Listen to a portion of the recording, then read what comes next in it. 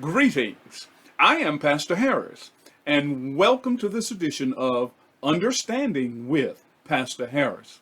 Recently, we've been talking about how much God loves us, and we've been talking about how important it is for us to build a personal relationship with God.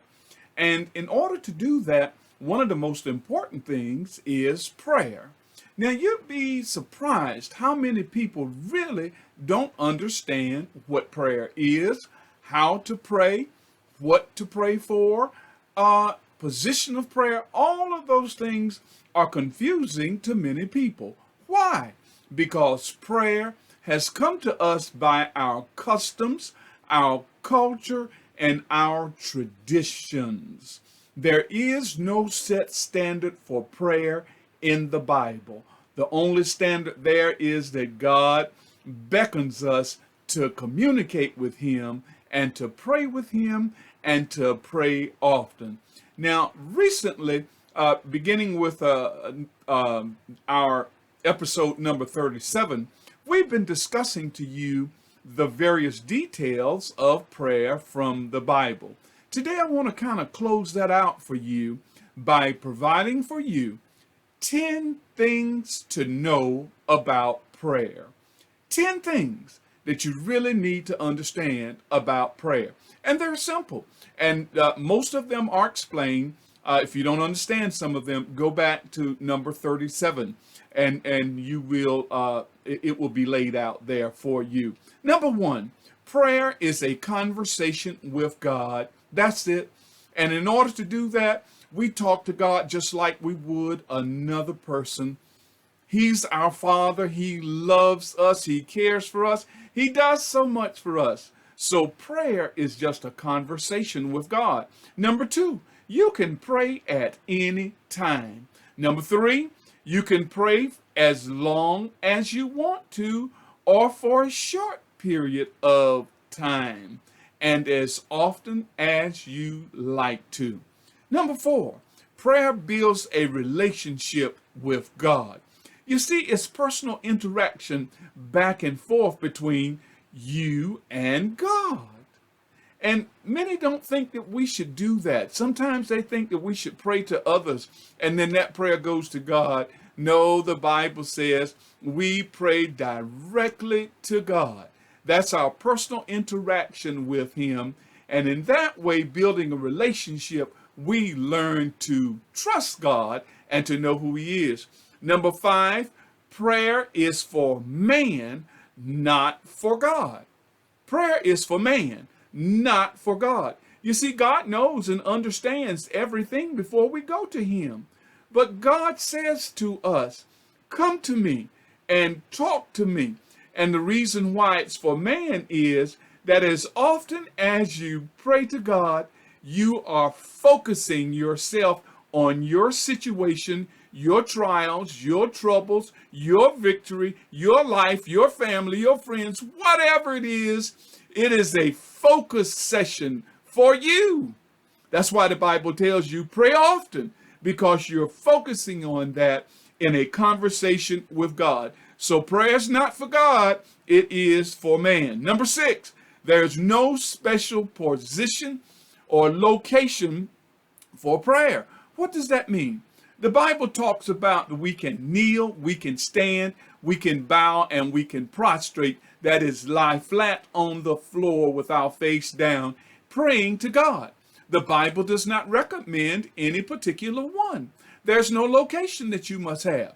The Bible suggests sometimes that we go in our prayer closet. What does that mean? That means that we go somewhere where it's quiet and we cut off all of the focus of the world and we're alone with God. We don't have to worry about the baby crying, the doorbell ringing, the phone ringing. We're in a place where we close off everything to God. That's why we learn from our traditions and our customs, where we always, when we're told as a child, bow our heads and close our eyes. Why do we close our eyes? So that we don't have attention on anything else but God while we're talking to Him. But there is no special recommended position or location in talking to God. You don't even have to move your lips or utter a sound because God reads your heart and your thoughts. And so it is always best sometimes just to talk to God in your heart and in your mind. Now, like me, sometimes I get so excited for what God does for me, I just can't help it. Sometimes people in the neighborhood or when I'm riding up down the street in the car see me waving my hand. I'm saying, oh, thank you, Lord. Thank you, Lord, for that victory in my life. So there's no special position and no special location for prayer. You do as you see fit. Number 7, we should always acknowledge who God is in our prayer. Now, the great prayer of the Bible where Jesus prayed, he started off by saying, Our Father, who art in heaven. You see, we want to just let God know that we're talking to him. We ain't looking to talk to nobody else. We want to talk to him. It's just like sometimes when you go to a business and you've got a special problem that you need to take care of. You don't want to talk to some assistant or the secretary at the desk. Give me the big man. Give me the one who's in charge. And so you're letting God know, I'm talking to you. Sometimes when I open my prayers, I start with my loving Heavenly Father because I love him and I know him like that and I trust him. So number 7, we should always acknowledge in our prayer exactly who we're talking to. Number 8, we should always thank God for what he has done for us and for the opportunity to pray. You see, I don't care who you are and where you are. God has done something for you. Many times we don't even realize that God has done something special for us to keep trouble away from us or evil from doing some harm to us. So we always want to thank God for his love and his mercy. Number 9, we should always ask God to forgive us for anything that has been displeasing to him. Whatever we've said, whatever we've thought, however we've acted, sometimes things that we've done that we didn't even know we were doing wrong. We ask God to forgive us for anything that has been displeasing. And the Bible says if we confess our sins, he is faithful and just to forgive us and then cleanse us of all of our unrighteousness. Number 10, we should always pray for others. I learned that a long time ago to really pray for other people when I pray, especially in my prayers, the long prayers that I pray. I learned to pray for other people because God does not want us to be selfish. And the things that God does for us, he can do for others. So I pray for them. I even go further than that. Sometimes when I'm shopping or out and about, I may see people who are in a wheelchair or who can't hardly walk or look like they've got some special problem. And just in my heart and my mind, I say, Lord, please bless them. Whatever it is they need, bless them, Lord. And I mean it from my heart. I'm not just doing something. When I'm driving up and down the road and I see cars parked along the side of the highway or the streets and there's something wrong and they can't get away from where they are, I don't know what the situation is, but in my heart and my mind, I pray, Lord, please help them to solve their situation, to get them home or to a mechanic shop or whatever it is they need. If I see an accident along the road, I always pray, Lord, please help them. I pray that nobody's hurt seriously, or if they are, you'll take care of them.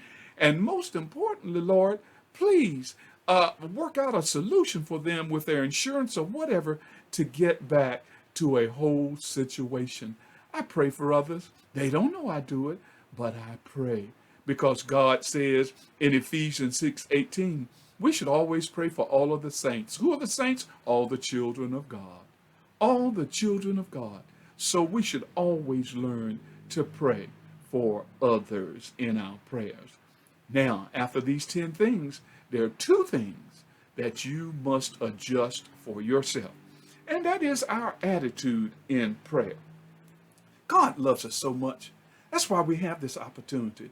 I can't tell you enough about how much God loves us.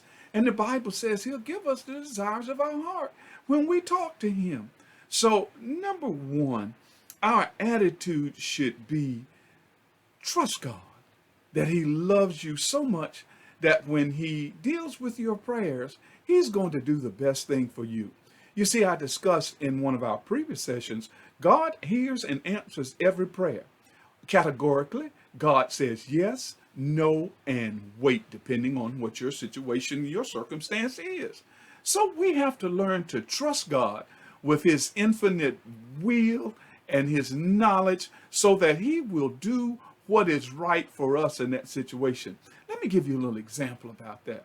A few years ago, I was in Florida, and there, during that time, teenagers were getting killed in automobile accidents almost within a month or so after getting their driver's license. Well, I did a little study on that, and I found out that parents love their kids so much that as soon as they turned the legal age to get a driver's license and they passed their test, their parents bought them a car. Sometimes some of us are not mature enough to have a car, to be alone to drive it. Because there's so many influences in the world from our own hearts and from our friends. I know when I was growing up, sometimes my friends would say, pass him, Larry, pass him, Larry. And sometimes we're not mature enough to really handle an automobile. In my study, I found out that there are parents who deny their children the opportunity to even get their license at a legal age because they have to sign for it. And then they tell them, let's wait a year or so before you get a car. You see, the parents sometimes understand their children and they know what's best for them. We've got to learn that God knows what's best for us, and we've got to learn to have an attitude to be mature enough to accept God's situation for us. That's why when Jesus prayed, he said, Lord, let thy will be done. So our attitude in prayer, trust God and ask him, Lord, let your will be done. I know I've asked you for a lot of things, but let your will be done. And then lastly, you can't doubt God. It does no good to come to God and to talk to him and ask him for things and then to doubt him. Here's what the Bible has to say about that. In the book of Mark, the 11th chapter, verse 24, it says, therefore I say to you, whatever things you ask when you pray, believe that you receive them and you will have them. The Bible says you got to believe. You got to believe. You can't have doubt in your heart. You got to truly believe no matter what it is or how it is.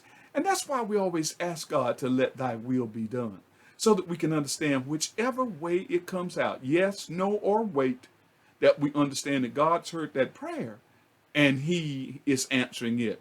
Matthew, the 21st chapter, verses 21 and 22, this is what the Bible has to say. Truly I tell you, Jesus replied, if you have faith and do not doubt, not only will you do what was done to the fig tree, and that was an example where Jesus said that the fig tree be removed, and it was removed. But even if you say to this mountain, be lifted up and thrown into the sea, it will happen. He's teaching you the principles of prayer. You can't doubt. You got to believe. Verse 22, if you believe, you will receive whatever you ask for in prayer. If you believe, you will receive, because God will say yes, no, or wait. The most important is he will let his will be done accordingly to what the true desires are in your life at that time. That's the way he loves you. No matter who you are, no matter where you are, no matter what you've done, what you've been doing, or what you're doing right now. God does not always love what we do or what we've done. That's why he says we can ask him to forgive us. And just like that, it's done. God loves you so much. You can talk to him just like you talk to anybody else, anytime, anywhere, for any amount of time. God loves you. He wants to hear from you, and he'll talk back to you in return. Trust him. Build a relationship with him, and you will truly benefit from it. God bless you. See you the next time on Understanding with Pastor Harris. And I'll be praying for you.